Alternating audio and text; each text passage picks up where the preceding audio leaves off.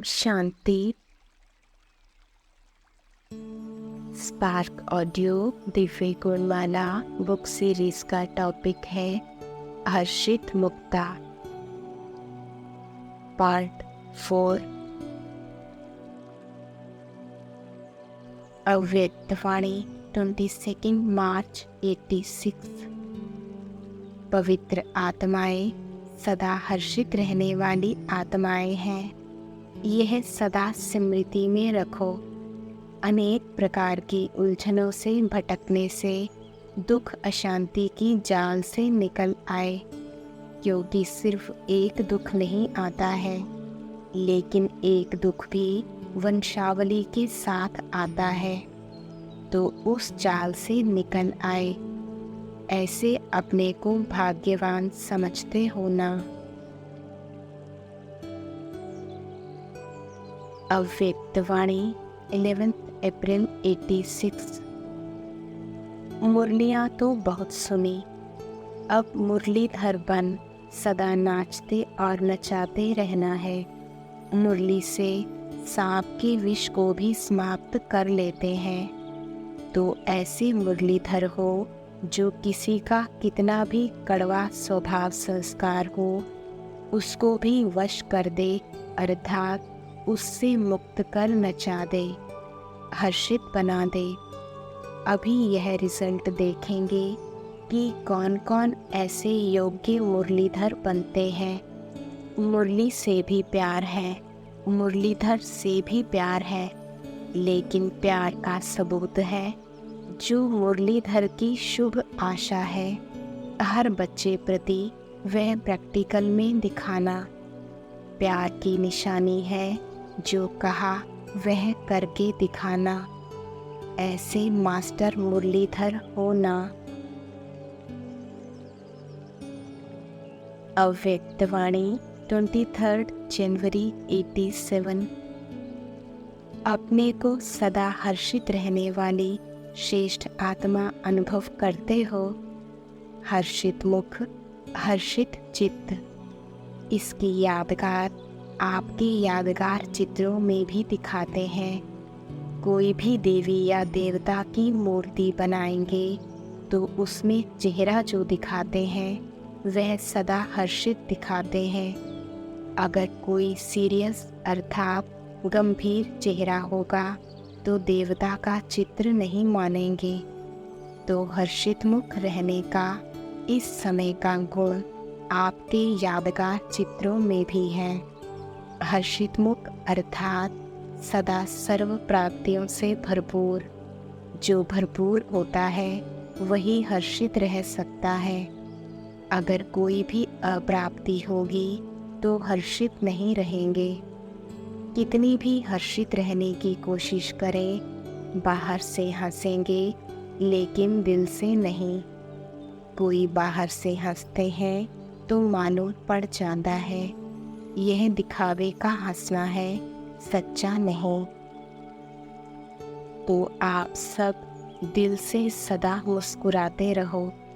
कभी चेहरे पर दुख की लहर न आए।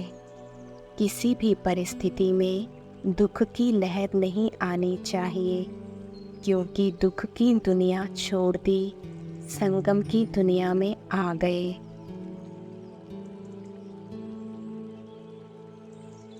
अव्यक्तवाणी 20 फरवरी 87। सेवा की विशेषता की और अनेक बातें सुनी भी है। सब बातों का सार है निस्वार्थ निर्विकल्प स्थिति से सेवा करना सफलता का आधार है। इसी सेवा में ही स्वयं भी संतुष्ट और हर्षित रहते और दूसरे भी संतुष्ट रहते। सेवा के बिना संगठन नहीं होता। संगठन में भिन्न भिन्न बातें, भिन्न भिन्न विचार, भिन्न भिन्न तरीके, साधन, यह होना ही है। लेकिन बातें आते भी भिन्न भिन्न साधन सुनते हुए भी स्वयं सदा अनेक को एक बात की याद में मिलाने वाले एक स्थिति वाले रहो। कभी भी अनेकता में मूंझूं नहीं। अब क्या करें, बहुत विचार हो गए हैं, किसका माने किसका न माने। अगर निस्वार्थ निर्विकल्प भाव से निर्णय करेंगे तो कभी किसी को कुछ व्यर्थ संकल्प नहीं आएगा, क्योंकि सेवा के बिना भी रह नहीं सकते, याद के बिना भी रह नहीं सकते।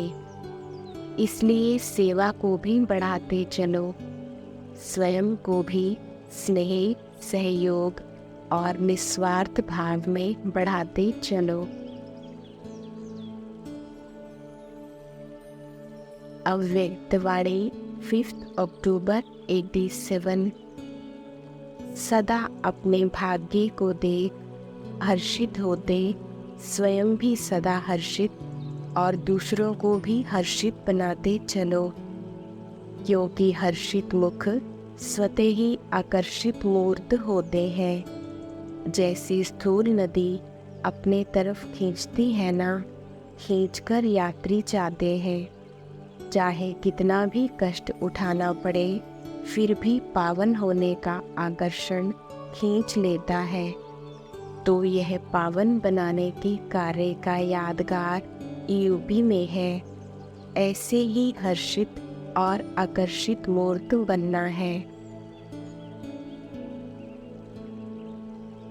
अव्यक्तवाणी 17 अक्टूबर 87। दुनिया दुख में चिल्ला रही है और आप सुख के संसार में सुख के चूल्हे में झूल रहे हो। कितना अंतर है। दुनिया ढूंढ रही है और आप मिलन मना रहे हो। तो सदा अपनी सर्व प्राप्तियों को देख हर्षित रहो। क्या क्या मिला है उसकी लिस्ट निकालो तो बहुत लंबी लिस्ट हो जाएगी। क्या क्या मिला? तन में खुशी मिली तो तन की खुशी तंदुरुस्ती है। मन में शांति मिली तो शांति मन की विशेषता है। और धन में इतनी शक्ति आई जो दाल रोटी 36 प्रकार के समान अनुभव हो।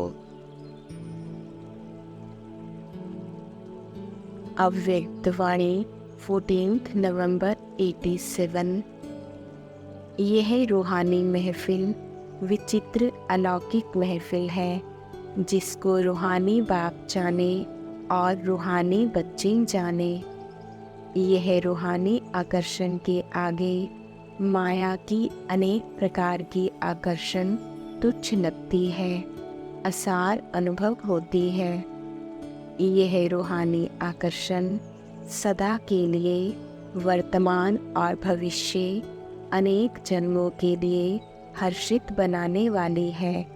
अनेक प्रकार के दुख अशांति की लहरों से किनारा कराने वाली है। अव्यक्तवाणी 6 जनवरी 88। कोई भी यात्रा पर जाते हैं तो क्या करते हैं? संगठन बनाते हैं ना। क्यों बनाते हैं? संगठन से, साथ से, उमंग उत्साह से आगे बढ़ते जाते।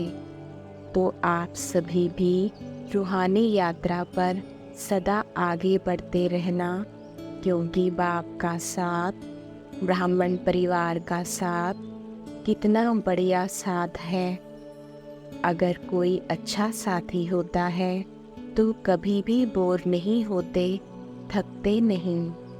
तो सदा आगे बढ़ने वाले सदा ही हर्षित रहते हैं, सदा खुशी में नाचते रहते हैं।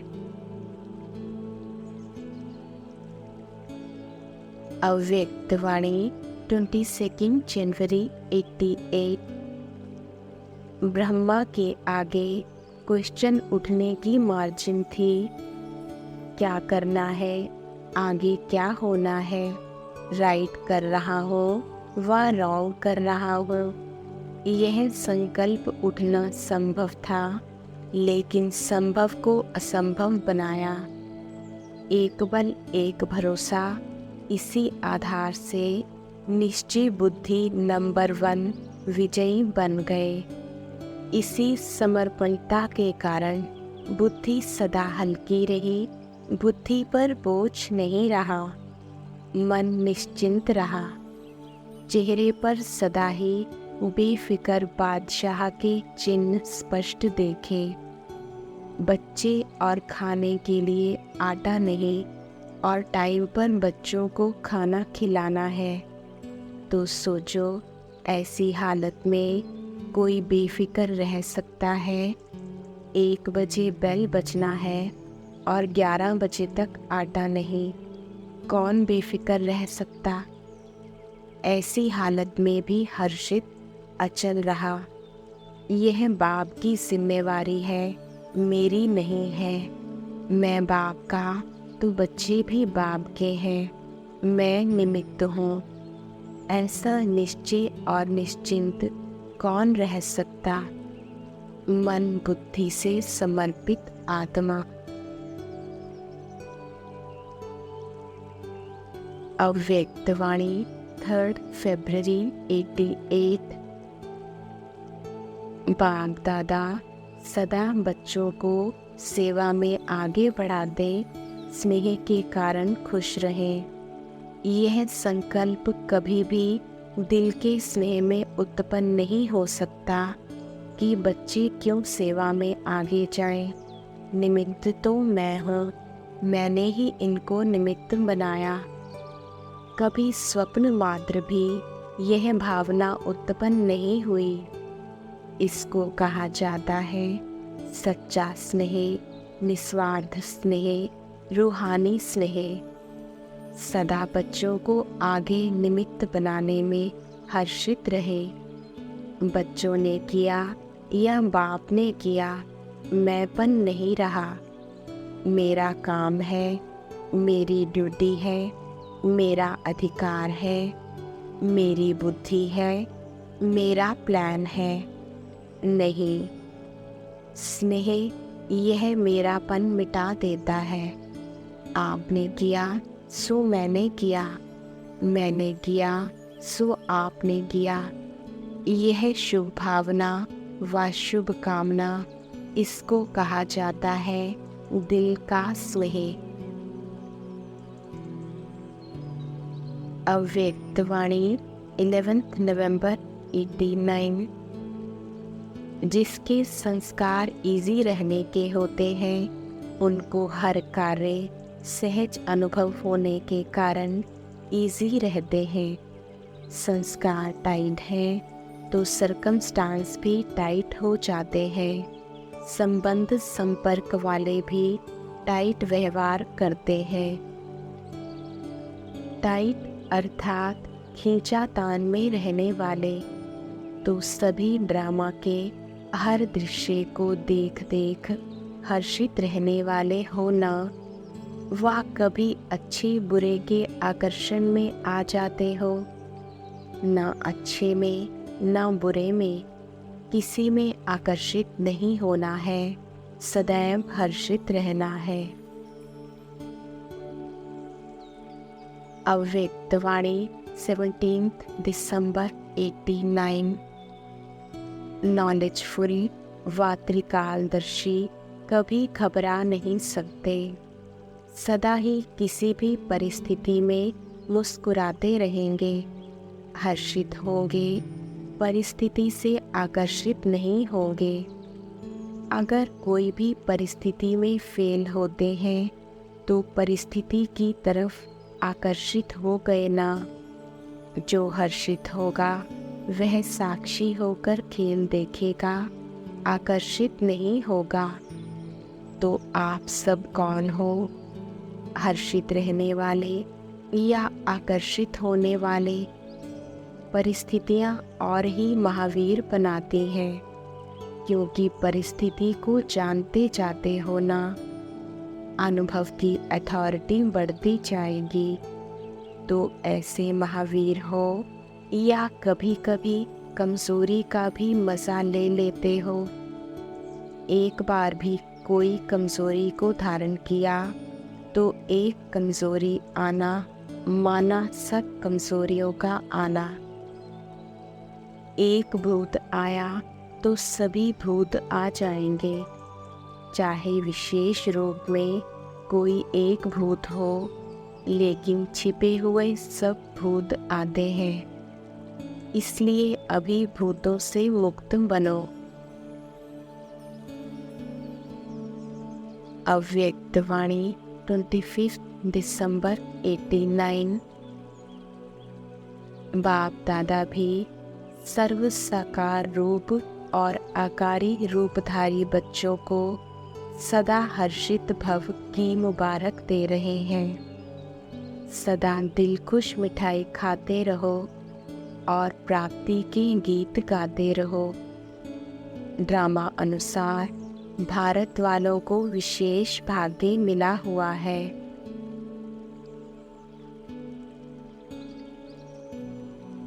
अव्यक्त वाणी 31 दिसंबर 90। विजय का तिलक सदा मस्तक पर चमक रहा है। यही विजय का तिलक औरों को खुशी दिलाएगा, क्योंकि विजयी आत्मा का चेहरा सदा ही हर्षित रहता है। तो आपके हर्षित चेहरे को देखकर सब खुशी के पीछे आकर्षित होते हैं, क्योंकि दुनिया की आत्माएं खुशी को ढूंढ रही हैं और आपके चेहरे पर जब खुशी की झलक देखते तो खुद भी खुश होते। वो समझते हैं इन्हों को कुछ प्राप्ति हुई है। आगे चलकर आपके चेहरे खुशी की आकर्षण से और नज़दीक लाएंगे। किसी को सुनने का समय नहीं भी होगा तो सेकंड में आपका चेहरा उन आत्माओं की सेवा करेगा। आप सभी भी प्यार और खुशी को देखकर ब्राह्मण बने ना, तो तपस्या वर्ष में ऐसी सेवा करना। अव्यक्त वाणी 18 जनवरी 91। सदा अपने को भाग्य विधाता के भाग्यवान बच्चे हैं ऐसा अनुभव करते हो। पद्मा पदम भाग्यवान हो या सौभाग्यवान हो, जिसका इतना श्रेष्ठ भाग्य है वह सदा हर्षित रहेंगे, क्योंकि भाग्यवान आत्मा को कोई अप्राप्ति है ही नहीं। तो जहाँ सर्व प्राप्तियाँ होंगी वहाँ सदा हर्षित होंगे। कोई को अल्पकाल की लॉटरी भी मिलती है तो उसका चेहरा भी दिखाता है कि उसको कुछ मिला है। तो जिसको पद्मा पदम भाग्य प्राप्त हो जाए वह क्या रहेगा? सदा हर्षित। ऐसे हर्षित रहो जो कोई भी देखकर पूछे कि क्या मिला है। जितना जितना पुरुषार्थ में आगे बढ़ते जाएंगे उतना आपको बोलने की भी आवश्यकता नहीं रहेगी। आपका चेहरा बोलेगा कि इनको कुछ मिला है, क्योंकि चेहरा दर्पण होता है। जैसे दर्पण में जो चीज़ जैसी होती है वैसी दिखाई देती है, तो आपका चेहरा दर्पण का काम करे। अव्यक्त वाणी 11 दिसंबर 91। रियलिटी की निशानी है सदा खुशी में नाचना। नैन चैन कहते हो ना, रॉयल्टी का अर्थ भी है चित्त से भी और नैन चैन से भी सदा हर्षित। रॉयल्टी की निशानी है सदा खुशी में नाचना। सिर्फ बाहर से हर्षित मुख नहीं, लेकिन चित्त में भी हर्षित। हर्षित चित्त, हर्षित मुख दोनों हर्षित हों।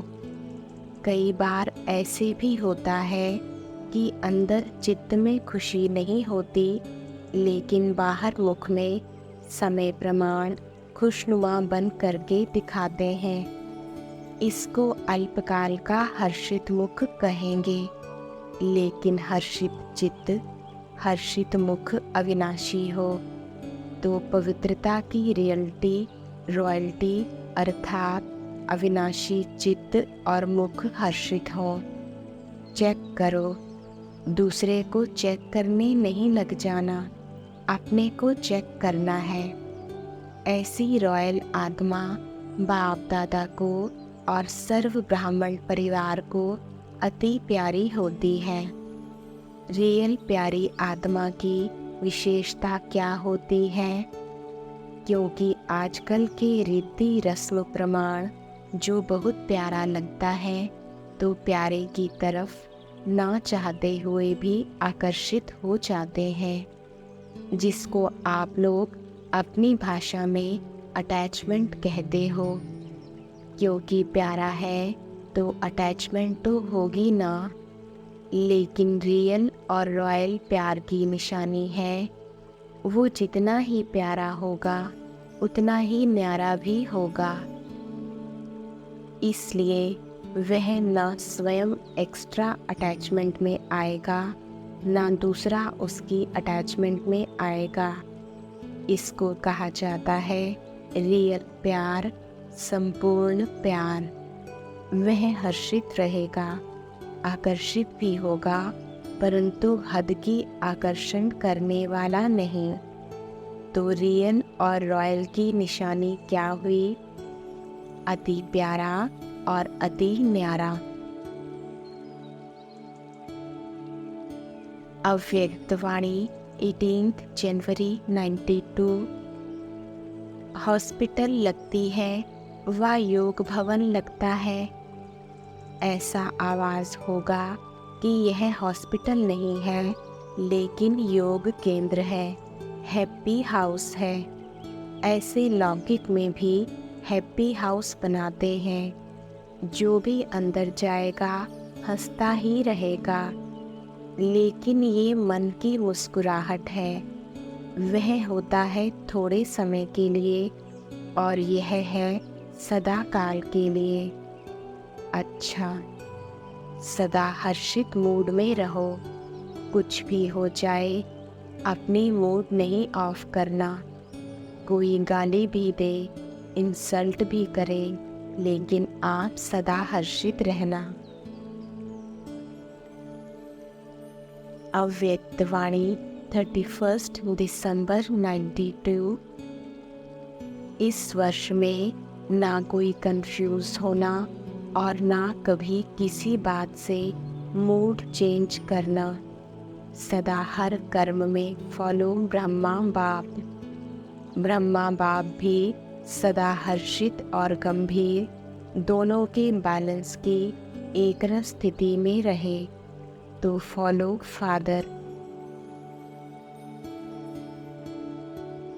अव्यक्तवाणी 18 जनवरी 93। अनगिनत अखुट अखंड खजाना जमा है ना, खजानों को देख सदा हर्षित रहते हो। कभी भी किसी भी परिस्थिति में दुख की लहर तो नहीं आती है, स्वप्न में भी दुख की लहर ना हो। जब दुख की लहर आती है तब खुशी कम होती है। उस समय बाप को सुख के सागर के स्वरूप से याद करो। जब बाप सुख का सागर है तो बच्चों में दुख की लहर कैसे आ सकती? आप आत्माओं का अनादि आदि स्वरूप भी सुख स्वरूप है। जब परम धाम में है तो भी सुख स्वरूप है, और जब आदि देवता बने तो भी सुख स्वरूप थे। तो अपने अनादि और आदि स्वरूप को स्मृति में रखो, तो कभी भी दुख की लहर नहीं आएगी। अव्यक्तवाणी 7 मार्च 93। सभी के मस्तक पर श्रेष्ठ भाग्य की लकीर नोंधी हुई है, क्योंकि भाग्य विधाता के बच्चे हैं। तो जिसका बाप भाग्य विधाता है, उसका कितना बड़ा भाग्य है। तो सदा अपने श्रेष्ठ भाग्य की लकीर को देख हर्षित रहते हो और सदा रहते रहना। ये भाग्य की लकीर सिर्फ एक जन्म के लिए नहीं है, लेकिन अनेक जन्म ये भाग्य साथ रहेगा। भाग्य आपके साथ जाएगा ना, गारंटी है ना। दुनिया वाले कहते हैं हाथ खाली आए हाथ खाली जाएंगे, लेकिन आप कहते हो हम भाग्य विधाता के बच्चे भर कर जाएंगे, खाली नहीं जाएंगे। ये निश्चय है ना। भाग्य का अनुभव करते हो ना। सभी अनुभवी हैं, तो इसी अनुभव को सदा आगे बढ़ाते रहो। स्मृति रखना, माना बढ़ाना। अव्यक्त वाणी 9 दिसंबर 93। अटल निश्चय तो अटल विजय होगी। विजय की भावी टल नहीं सकती, अटल है। तो ऐसे निश्चय बुद्धि सदा हर्षित रहेंगे, निश्चिंत रहेंगे, क्योंकि चिंता खुशी को खत्म करती है। अव्यक्त वाणी 9 मार्च 94। सदा खुश रहने की डांस करते रहो, कभी खुश कभी उदास यह नहीं। जब उदास होते हो तो उस समय भी अपना एक फ़ोटो निकालो, और जब खुश होते हो तो भी फ़ोटो निकालो। फिर दोनों फ़ोटो साथ रखो। फिर देखो अच्छा क्या है, मैं ये हूँ या वो हूँ। तो सदा हर्षित रहने का, खुश रहने का डांस करो। कुछ भी हो जाए, कोई कितना भी खुशी चुराने की कोशिश करे, क्योंकि माया किसी के द्वारा ही तो कराएगी ना। कुछ भी हो जाए, कितना भी कोई किसी भी प्रकार से खुशी कम करने या खुशी गुम करने का प्रयत्न करे, लेकिन जब तक जीना है तब तक खुश रहना है। यह पक्का व्रत लिया है ना। क्या नहीं कर सकते हो, विल पावर है ना। तो जिसके पास विल पावर है वो क्या नहीं कर सकता।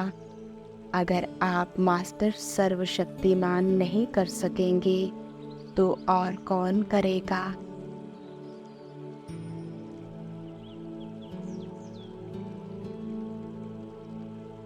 ओम शांति।